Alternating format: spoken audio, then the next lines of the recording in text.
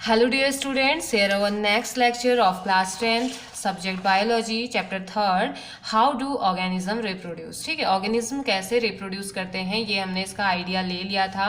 हमने रिप्रोडक्शन पढ़ लिया था और साथ ही साथ इम्पोर्टेंट ऑफ रिप्रोडक्शन, वेरिएशंस और इम्पोर्टेंस ऑफ वेरिएशन हमने पढ़ा। टाइप्स ऑफ रिप्रोडक्शन भी हमने पढ़ लिए थे, समझ लिया था asexual reproduction and sexual reproduction. तो अभी हम एसेक्सुअल रिप्रोडक्शन की तरफ आगे बढ़े हैं। एसेक्सुअल रिप्रोडक्शन के बारे में हम पढ़ रहे हैं, जहाँ पे हमने थोड़ा सा मियोसिस और माइटोसिस के बारे में जाना और हमने टाइप्स देखे कि कितने टाइप का एसेक्सुअल रिप्रोडक्शन हो सकता है। एसेक्सुअल रिप्रोडक्शन 6 टाइप के हम पढ़ रहे हैं, fission, budding, spore formation, regeneration, fragmentation, vegetative propagation. ठीक है, तो इन 6 में से हमने फिजन पढ़ लिया है। फिजन के 2 टाइप हमने पढ़े, फिजन के एग्जाम्पल हमने पढ़े। नॉर्मली प्रोटोजोआ बैक्टीरिया में ये होता है और स्प्लिट हो जाता है, बॉडी से टूट जाना, बॉडी के किसी पार्ट से टूट के, बॉडी के ही पार्ट का टूट के नए ऑर्गेनिज्म में कन्वर्ट हो जाना, उसे हमने फिजन कहा। और हमने कहा कि there are 2 types of fission, first one is binary fission and second one is multiple fission. The example of binary fission is amoeba and the example of multiple fission is plasmodium। ठीक है, amoeba and plasmodium are the example of fission, but amoeba is the example of binary fission and plasmodium is the example of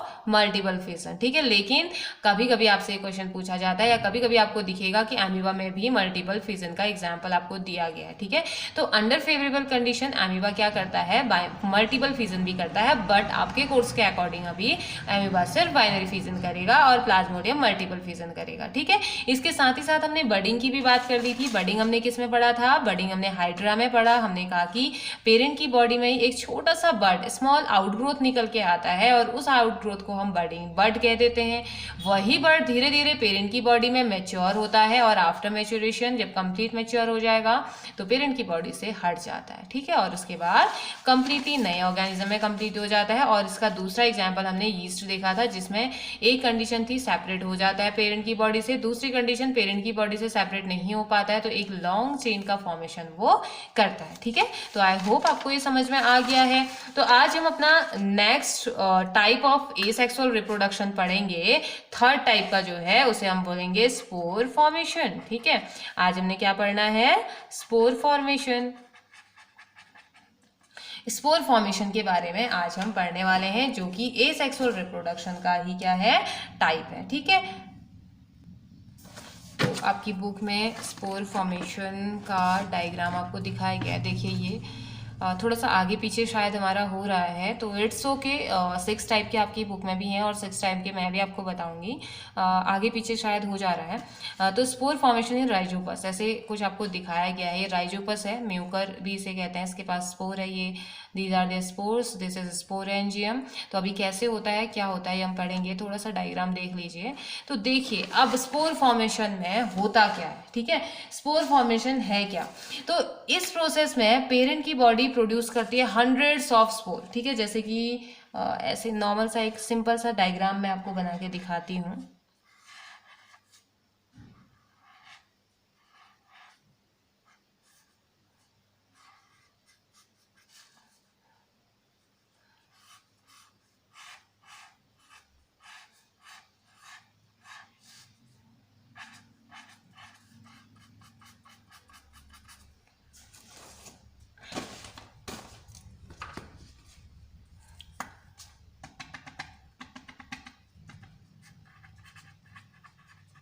this is sporangium और यहाँ पे देखिए, यहाँ पे मैं आपको एक ऐसे, तो ये है स्पोर ब्रस्ट हो रहा है। ठीक है, स्पोर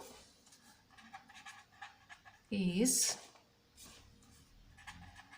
ब्रस्ट। अभी समझाऊंगी मैं आपको ये कैसे हो रहा है, ये उसके स्टेम है। ठीक है, ओके, तो लेट्स स्टार्ट स्पोर फॉर्मेशन। तो स्पोर फॉर्मेशन के टाइम पे मींस कि स्पोर फॉर्मेशन भी टाइप है किसका, एसेक्सुअल रिप्रोडक्शन का। तो इसमें क्या होता है, ये स्पोरेंजियम, अब देखिए जैसे क्या हुआ, ये यीस्ट मैच्योर हुआ, ये यीस्ट मैच्योर हुआ, पेरेंट की बॉडी से क्या हो गया, डिटैच हो गया और आगे गया और एक नए यीस्ट का फॉर्मेशन हुआ, फिर उसने रिप्रोडक्शन किया। तो जैसे ही ये स्पोरेंजियम मैच्योर हो जाते हैं, सभी के सभी स्पोरेंजियम है। ठीक है, तो जैसे ही ये स्पोरेंजियम मैच्योर हो जाते हैं ना, ये स्पोरेंजियम टूट जाता है, ब्रस्ट हो जाता है, फट जाता है, ठीक है।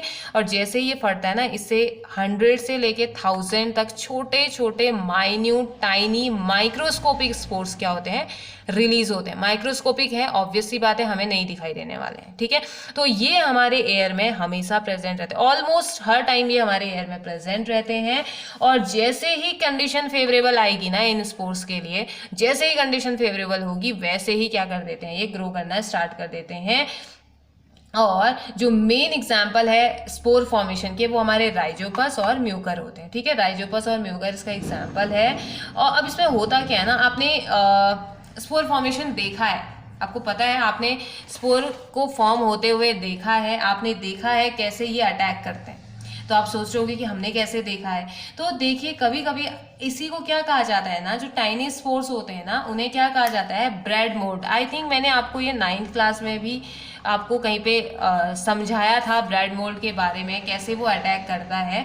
तो देखिए, ये जो ब्रेड मोल्ड होते हैं ना, ये हमेशा एयर में प्रेजेंट रहते हैं। और जैसे ही इनको मॉइस्ट ब्रेड मिलती है, आई थिंक अब आपको याद आ गया होगा, मैंने आपसे कहा भी था कि आपके पास ब्रेड नहीं है तो आप रोटी ले लीजिए, उसे मॉइस्ट कर दीजिए, थोड़ा गीला उसे कर दीजिए और थोड़े दिन के लिए रखिए। तो जब आप 1-2 दिन बाद उसको देखेंगे तो उसमें क्या होगा, उसमें फंगस जर्मिनेट होते हुए आपको नजर आएंगे। मीन्स कि उसमें अलग ही तरीके का ग्रीनिश वाइटिश कलर का आपको कुछ उसमें जर्मिनेट हो गया है, आपको दिखाई देगा। तो ये होता है कॉमन ब्रेड मोल्ड। और ये अपनी लास्ट क्लासेस में आप एक्सपेरिमेंट भी करके आए होंगे, 6th 7th 8th में आपने, आपकी साइंस की बुक में ये था, आपने पढ़ा होगा ब्रेड मोल्ड के बारे में। तो यही है स्पोर फॉर्मेशन। स्पोर फॉर्मेशन में क्या होता है कि स्पोर फॉर्मेशन में जैसे राइजोपस है, म्यूकर है, ये क्या करते हैं, इनकी बॉडी में स्पोरेंजियम प्रेजेंट रहते हैं। ये स्पोरेंजियम जब मैच्योर हो जाते हैं तो ब्रस्ट आउट हो जाते हैं, फट जाते हैं और इनसे स्पोर्स निकलते हैं। और ये स्पोर्स हमेशा एयर में प्रेजेंट रहते हैं। जैसे ही इन स्पोर्स को फेवरेबल कंडीशन मिलेगी, कंडीशन फेवरेबल इनके लिए होगी, वैसे ही ये क्या करने लगते हैं, जर्मिनेट होने स्टार्ट करते हैं। तो जो कॉमन ब्रेड मोल्ड होता है प्लांट, वो कंसिस्ट करता है फाइन थ्रेड लाइक प्रोजेक्शन होता है, जिसे कि हाइफी बोलते हैं, ठीक है। तो ये पार्ट इसका हाइफी होता है, ठीक है, हाइफी होता है। और thin sheet having knob like structure called sporangia.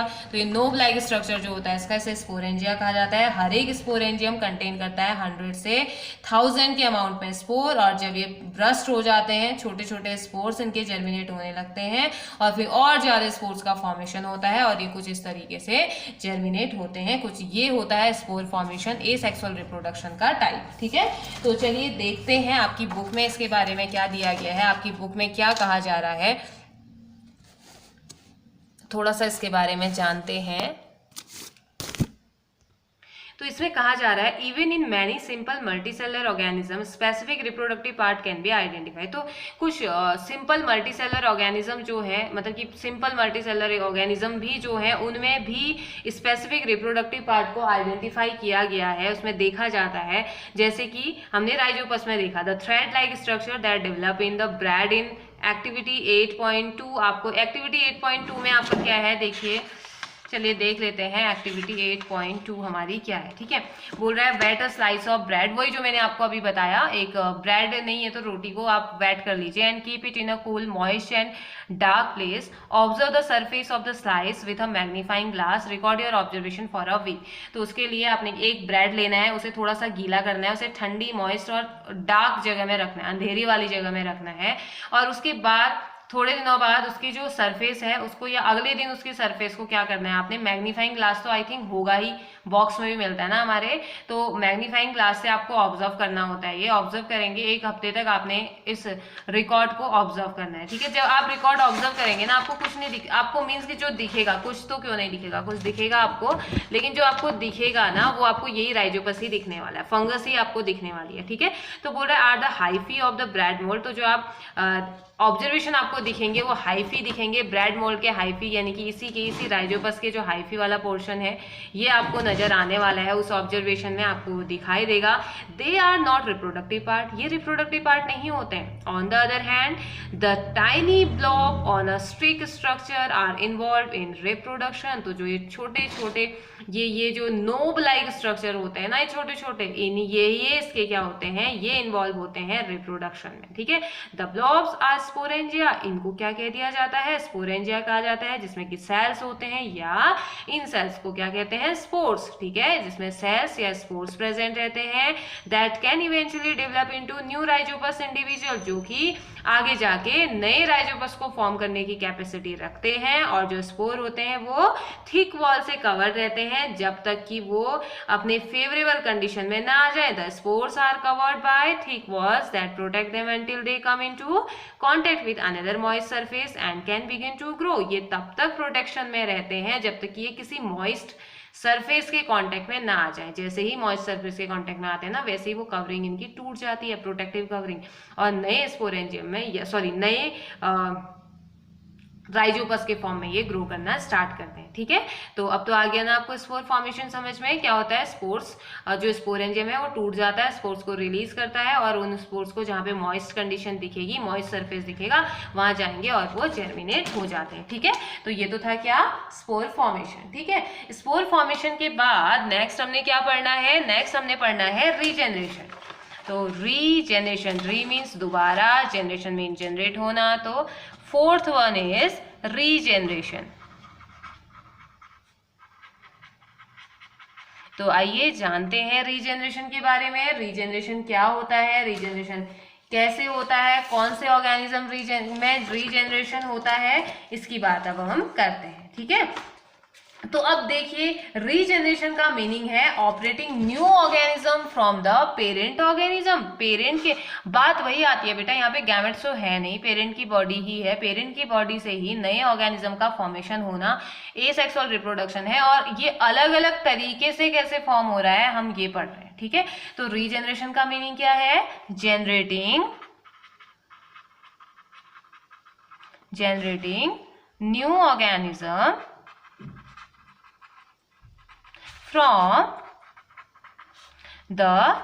from the parent organisms.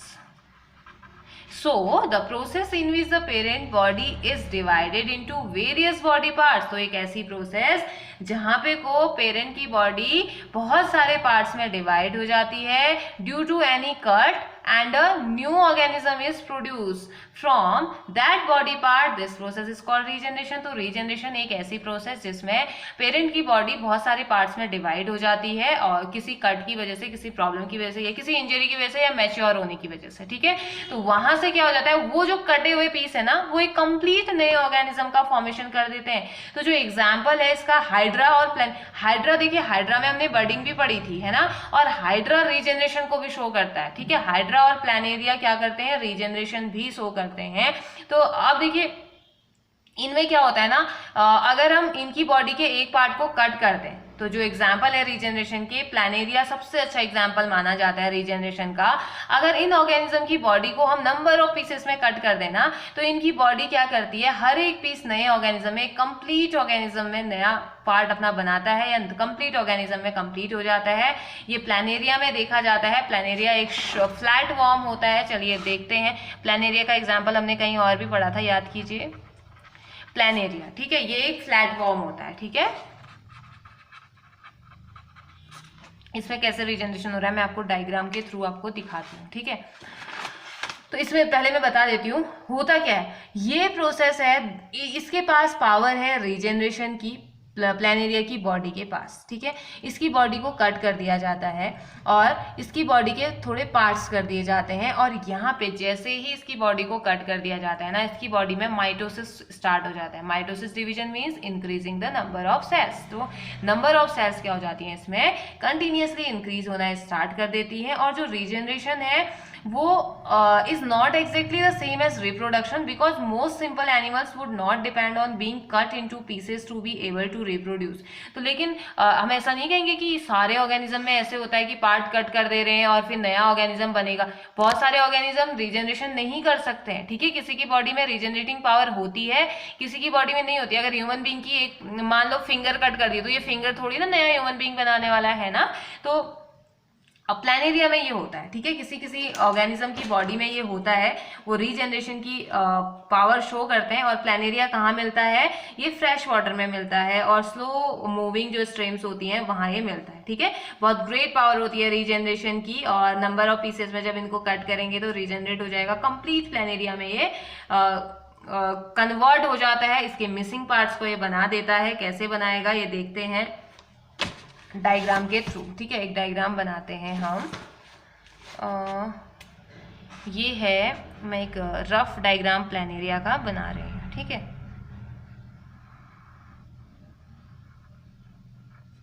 ये मैंने बनाया एक प्लान एरिया जो कि फ्लैट फॉर्म है।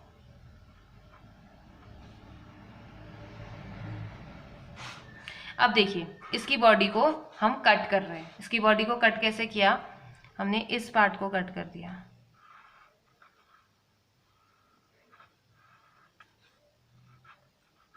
ठीक है। एक पार्ट ये, दूसरा, अच्छा ये थोड़ा सा, दूसरा पार्ट ये, ठीक है, और तीसरा पार्ट ये।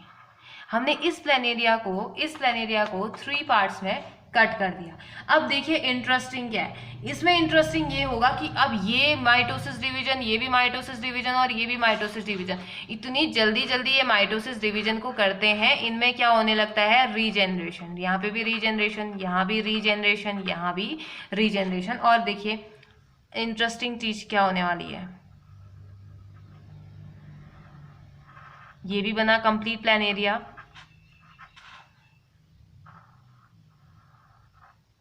ये भी बना complete plan area,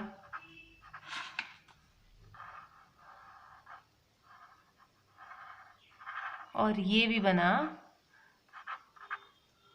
complete plan area. तो कितना इंटरेस्टिंग है देखिए। Regeneration type of asexual reproduction हम पढ़ रहे हैं, जिसमें हमने पढ़ा कि प्लान एरिया की बॉडी के पार्ट्स को कट कर दिया जाता है। 3 पार्ट में हमने कट किया तो वो तीनों ही नए प्लान एरिया बन के निकल के आए, यानी कि 3 नए ऑफस्प्रिंग इसके बने बॉडी के पार्ट को कट करके, ठीक है। और कैसे हुआ, यहाँ पे हुआ माइटोसिस डिवीजन, ठीक है।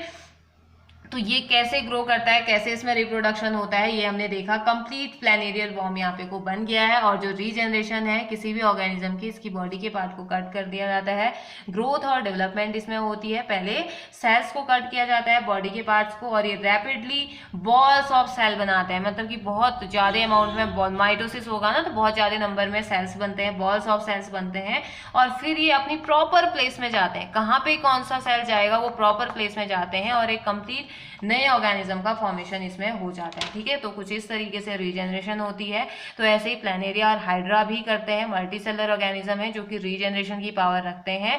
तो उसके बाद में हम देखेंगे कैसे कॉम्प्लेक्स मल्टीसेलर एनिमल, जैसे कि मैमल्स, हम लोग जैसे हैं, हम नहीं कंप्लीट इंडिविजुअल को राइज कर सकते हैं अपनी बॉडी को कट करके, हमारे पास ये कैपेसिटी नहीं होती है, ठीक है। तो रीजनरेशन जो है, regeneration can be use to reproduce only those organism which have relatively simple body organisation. जिसकी बॉडी सिंपल होती है उसमें रीजनरेशन होगा। कॉम्प्लेक्स बॉडी वालों के पास ये कैपेसिटी नहीं होती है कि वो रीजनरेशन करके एक कंप्लीट नए सेल का फॉर्मेशन करे, ठीक है।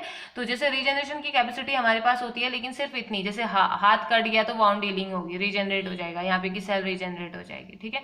इतनी रीजनरेटिंग पावर है हमारे पास, इतनी बड़ी रीजनरेटिंग पावर हमारे पास नहीं है कि नया ऑर्गेनिज्म बने, ये किसी भी मल्टीसेलर ऑर्गेनिज्म के, कॉम्प्लेक्स मल्टीसेलर ऑर्गेनिज्म के पास, ठीक है। तो आई होप आपको स्पोर फॉर्मेशन समझ में आया, आई होप आपको रीजनरेशन भी समझ में आया।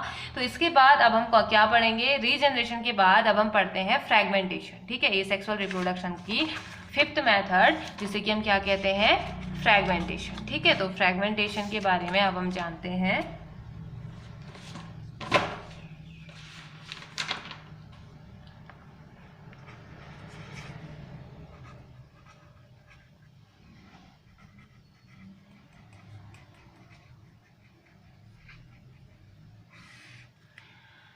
तो फ्रैगमेंटेशन क्या होता है, फ्रैगमेंटेशन में मतलब कुछ मल्टीसेलर ऑर्गेनिज्म ऐसे होते हैं जिनकी सिंपली रिलेटिवली सिंपल बॉडी होती है, और क्या हो जाता है, बॉडी टूट जाती है। नॉर्मली अगर हम बोले तो division of parent body into fragments और पीसेस। अब देखिए रीजनरेशन और फ्रैगमेंटेशन में कंफ्यूज नहीं होना है, ठीक है। रीजनरेशन अलग है और फ्रैगमेंटेशन अलग है। तो फ्रैगमेंटेशन क्या है, the division of parent body into fragments और pieces in multicellular organism on maturing. Each forming a new organism is called fragmentation. तो उस जो बॉडी जब मैच्योर हो जाएगा तो मैच्योर बॉडी क्या हो जाती है, बहुत छोटे छोटे छोटे छोटे फ्रेगमेंट्स में टूट जाती है, वो रिलेटिव वैसे ही टूट जाती है। हालांकि रीजनरेशन में भी हमने कुछ इसी तरीके का देखा ना, लेकिन फ्रेगमेंटेशन अलग होता है और रीजनरेशन अलग होता है। इसमें पेरेंट की बॉडी मैच्योर होती है। इसमें अगर आप वैसे भी कट करेंगे ना, किसी इंजरी की वजह से भी कट होगा ना रीजनरेशन में, तो वो दोबारा बन जाता है, ठीक है, कंप्लीट ऑर्गेनिज्म में कन्वर्ट हो जाता है। जबकि फ्रेगमेंटेशन में मैच्योर होने के बाद बॉडी क्या करती है, खुद ही टूट जाती है और फिर नए ऑर्गेनिज्म का, उसी बॉडी से नए ऑर्गेनिज्म का फॉर्मेशन हो जाता है, ठीक है। वो तीनों पार्ट नए ऑर्गेनिज्म के फॉर्मेशन, तीन नए पार्ट्स के बन जाएंगे। मतलब इसमें ऐसा नहीं होगा कि फिर एक ग्रो करेगा, थोड़ा बॉल ऑफ सेल्स बनेगी, ऐसा फ्रेगमेंटेशन में नहीं होता है।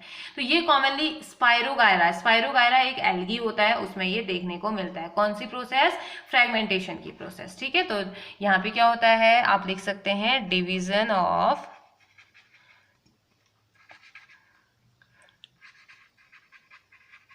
Parent body into fragments or pieces in multicellular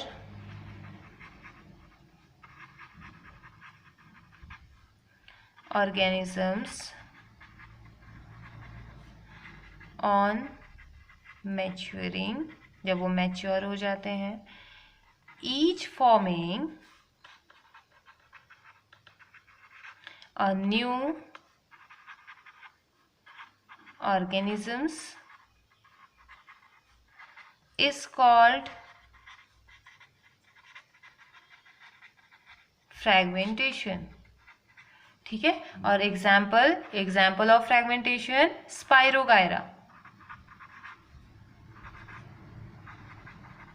जो कि क्या होता है, एक एल्गी होता है। और एल्गी के कैरेक्टरिस्टिक्स आप 9th क्लास में पढ़ के आ चुके हैं, ठीक है। तो स्पाइरोगायरा में क्या होता है ना, जैसे ये मैच्योर होता है, ये ब्रेक हो जाता है, टूट जाती है, इसकी बॉडी खुद से ही टूट जाती है, और वो जो टूटे हुए पार्ट हैं वो नए ऑर्गेनिज्म होते हैं उसके। और ये प्रोसेस हमेशा चलती ही रहती है, मीन्स कि चलते ही रहेगी और चलते ही रहेगी, ठीक है। आपने देखा होगा स्पाइरोगायरा, आपने आई थिंक देखा होगा, ग्रीनिश कलर का होता है, ग्रीन कलर का होता है, और जब बारिश होती है ना तो उस टाइम पे ये नजर आता है, ठीक है।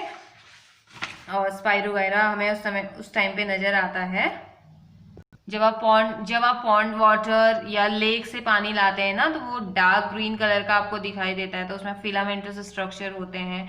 तो आप कलेक्ट कीजिए, आप देख सकते हैं उसमें फिलामेंट्स को या जो भी होंगे वो स्लाइड में आप देखेंगे। उसमें ग्लिसरीन वगैरह जब हम डालते हैं घर पे तो आप ये कर नहीं पाओगे, तो वो स्पाइरोगायरा के फिलामेंट्स ही होते हैं। जो ग्रीनिश कलर का हमें नजर आता है स्पाइरोगायरा वो होता है। और नॉर्मली स्पाइरोगायरा में क्या होता है, फ्रेगमेंटेशन, ठीक है। तो मैं डायग्राम बना के आपको दिखाती हूँ।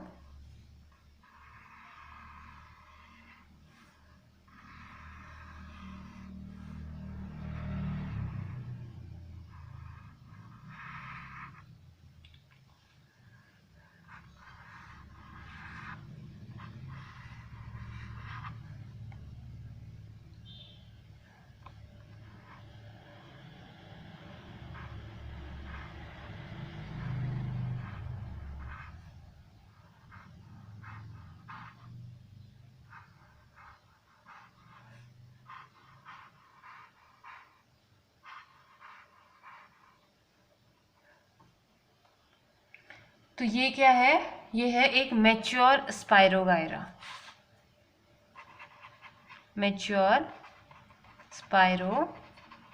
ठीक है। अब ये स्पाइरोगायरा फुली मैच्योर हो चुका है, मींस कि इसमें जितना मैच्योरेशन होना था हो गया, इससे ज़्यादा मैच्योर ये नहीं होगा, मतलब कि कंप्लीटली मैच्योर ये हो चुका है, ठीक है, पूरा ऑर्गेनिज्म। अब देखिए जैसे ही ये मैच्योर होता है ना, वैसे ही ये अपनी बॉडी को बहुत सारे पार्ट्स में तोड़ देता है, ठीक है, खुद ही बहुत सारे पार्ट्स में तोड़ देगा। और यहाँ पे क्या बन जाएंगे, नए नए स्पाइरोगायरा बन जाएंगे। फिर नए स्पाइरोगायरा, एक स्पाइरोगायरा ये बन गया ना, एक स्पाइरोगायरा ये, दूसरा स्पाइरोगायरा ये, तो ये फ्रेगमेंटेशन है, ठीक है।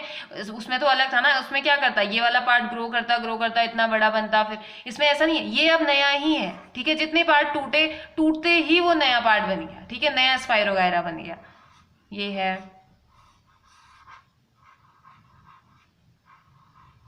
ठीक है, तो यहाँ पे इसने क्या कर दिया, 3 न्यू स्पाइरोगायरा का फॉर्मेशन कर दिया, तो ये क्या हो गया, फ्रेगमेंटेशन, ठीक है। तो इस हमने क्या कह दिया, फ्रेगमेंटेशन। जबकि पेरेंट की कब होता है फ्रेगमेंटेशन, जब पेरेंट की बॉडी क्या होती है, पूरी तरीके से डेवलप हो जाती है, तो उस टाइम पे या मैच्योर हो जाती है, तो उस टाइम पे बॉडी टूट जाती है, डिवाइड हो जाती है, जिसे हम फ्रेगमेंटेशन कहते हैं। और वो डिवाइडेड जो पार्ट्स होते हैं वही क्या होते हैं, नए और नया ऑर्गेनिज्म वो होता है, ठीक है। तो एक बार चलिए अपनी बुक की तरफ हम जाते हैं, बुक में हम देखते हैं बुक में क्या क्या हमें देखने को मिल रहा है, बुक में क्या क्या चीजें हैं।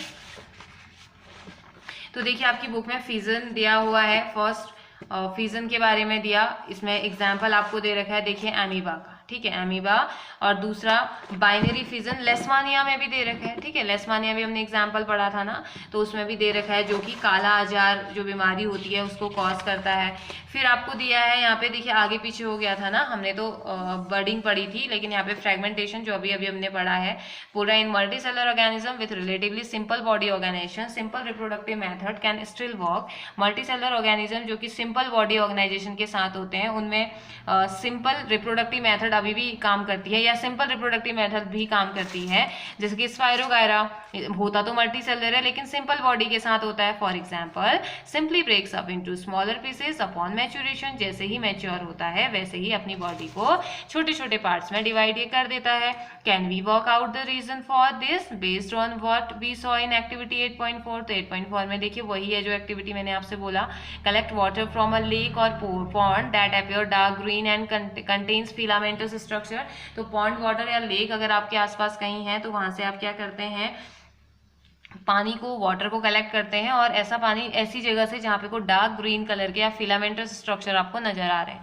पुट 1 और 2 फिलामेंट्स ऑन अ स्लाइड, तो आपने क्या करना है, 1 या 2 फिलामेंट को स्लाइड पे रखना है। Put a drop of glycerine on these filaments and cover it with a cover slip, ठीक है। तो यहाँ पे क्या करना है, put a drop of glycerine, तो आपने क्या करना है, ग्लिसरीन की ड्रॉप उसमें डाल देनी है इन फिलामेंट्स में, और इसे कवर स्लिप से कवर कर देना है। Observe the slide under a microscope, slide को क्या करना है, माइक्रोस्कोप में आपने ऑब्जर्व करना है। Can you identify different tissue in the spirogyra filaments, तो क्या आप आइडेंटिफाई कर पाएंगे इसमें जो फिलामेंट्स इजीली हम आइडेंटिफाई कर सकते हैं। फिलामेंट्स कैसे होते हैं, ऐसे थ्रेड लाइक स्ट्रक्चर होता है, ठीक है, तो हम माइक्रोस्कोप के अंदर उसे इजीली आइडेंटिफाई कर सकते हैं। तो वही यहाँ पे बोल रहा है, this is based on activity, this is not true for all multicellular organism. सभी मल्टीसेलर ऑर्गेनिज्म में ऐसा नहीं होगा, क्यों, क्योंकि हम भी तो मल्टीसेलर ऑर्गेनिज्म है ना, तो फिर इसका मतलब तो हमारी बॉडी में भी ऐसा ही होना चाहिए। ये सिंपल मल्टीसेलर ऑर्गेनिज्म में होता है, ठीक है। They can not simply divide cell by cell, ये सेल बाय सेल डिवाइड नहीं हो सकते हैं। The reason is that many multicellular organisms as we have seen are not simply a random collection of cell, तो इसीलिए हम बहुत सारे मल्टीसेलर ऑर्गेनिजम्स ऐसे दिखते हैं जिनमें सिंपली रैंडम कलेक्शन नहीं है सेल्स का, ठीक है। Specialise cell are organise as tissue, जो स्पेशलाइज सेल्स हैं वो टिश्यू से ऑर्गेनाइज है। And tissue are organise into organs, तो आगे जाके टिश्यू किस में कन्वर्ट हो गए, ऑर्गन्स में, which then have to be place at definite position in the body, और ऑर्गन्स की एक डेफिनेट पोजीशन है बॉडी में, कहाँ पे वो होंगे, कैसे होंगे, क्या उनका काम होगा, है ना। In such a carefully organise situation cell by cell division would be impractical, ठीक है। Multicellular organisms therefore need to use more complex ways of reproduction, इसीलिए मल्टीसेलर ऑर्गेनिज्म को और ज्यादा कॉम्प्लेक्स स्ट्रक्चर की जरूरत है, और ज्यादा कॉम्प्लेक्स रिप्रोडक्टिव मेथड की जरूरत होती है, ठीक है। A basic strategy used in multicellular organisms is that different cell type perform different specialise function. तो वो जो बेसिक स्ट्रेटेजी है मल्टीसेलर ऑर्गेनिज्म की, उनकी क्या है कि अलग अलग टाइप के सेल अलग अलग फॉर्मेशन स्पेशलाइज फंक्शन को करने वाले हैं, उनके लिए हर एक सेल के लिए अलग अलग काम दिया गया कि आप ये काम करोगे, ठीक है।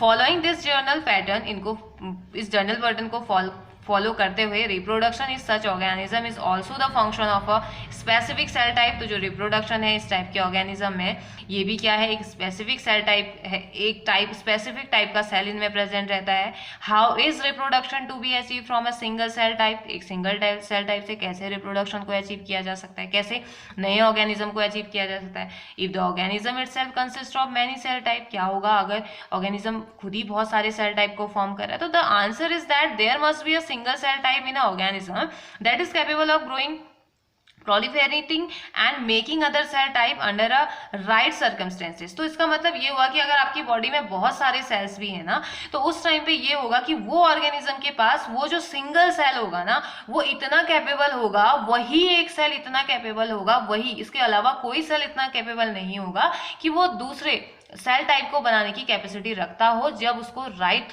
कंडीशंस मिले या जब उसे फेवरेबल कंडीशंस मिले। ठीक है, तो ये हमने पढ़ा फ्रेगमेंटेशन के अंदर, अभी हमने पढ़ा था। फिर ऐसे ही हमने रीजनरेशन पढ़ा था, रीजनरेशन इन प्लानेरिया। देखिए कुछ इसी तरीके का स्ट्रक्चर मैंने आपको बताया था। हमने बर्डिंग पढ़ा, बर्डिंग हाइड्रा हमने देखा, बर्डिंग इन हाइड्रा। तो ये हमने 5 टाइप्स की जो मेथड है हमने किसमें पढ़ ली है, अपने एसेक्सुअल रिप्रोडक्शन में हमने पढ़ लिया। ठीक है, अब जो 6th टाइप का जो आता है वो आता है वेजिटेटिव प्रोपेगेशन। ठीक है, तो वेजिटेटिव प्रोपेगेशन एक लंबा बहुत बड़ा टॉपिक, मैं कहूँगी बड़ा सा टॉपिक है, जो कि अभी करेंगे तो आप कंफ्यूज हो जाएंगे वेजिटेटिव रिप्रोडक्शन और अभी बाकी जितने हमने पढ़े हैं। तो ये जो बाकी का जो सेक्शन है वो हम अपने वेजिटेटिव प्रोपेगेशन वाला जो सेक्शन है, यानी कि 6th जो सेक्शन है, वो हम कब करेंगे, अपने नेक्स्ट लेक्चर में हम ये करेंगे। तब तक के लिए आपने क्या करना है, इसे रिवाइज करना है, इसके नोट्स बनाइए, और जो आपको समझ में नहीं आ रहा है आप इजीली आप पूछ सकते हैं। ठीक है, आप मैसेज कीजिए, आपको जो भी समझ में नहीं आ रहा है आप सारी चीज़ें पूछ सकते हैं। ठीक है, और आपको क्या करना है, ये एक्टिविटीज़ भी जो मैं आपको बता रही हूँ उनको नोट करना है। ठीक है, तो वैसे तो हम कर नहीं पाएंगे, इससे पहले जो हमने एक्टिविटीज पढ़ी थी ना इस लास्ट चैप्टर में, तो वो एक्टिविटी भी आपने लिखनी है। ठीक है, जैसे हमने ट्रॉपिज्म के लिए किया था ना, ट्रॉपिक मूवमेंट वाला, तो वो आपने शो करनी है। ठीक है, वो एक्टिविटीज आपने शो करनी ही करनी है इसमें की। तो अगर आप नहीं भी करते हैं तो ये चलेगा, क्योंकि ये लैब वर्क है, वो लैब वर्क नहीं था। ठीक है, उसको आप कर सकते हो इजीली। तो हमने कौन कौन से टाइप पढ़ लिए हैं, हमने पढ़ा कौन सा, हमने फिजन पढ़ लिया, फिजन के बाद हमने फ्रैगमेंटेशन पढ़ा, रीजनरेशन पढ़ा, बर्डिंग पढ़ लिया, है ना, स्पोर फॉर्मेशन हमने पढ़ा। तो इतने सारे मेथड हमने पढ़ लिए हैं किसके, एसेक्सुअल टाइप ऑफ रिप्रोडक्शन के।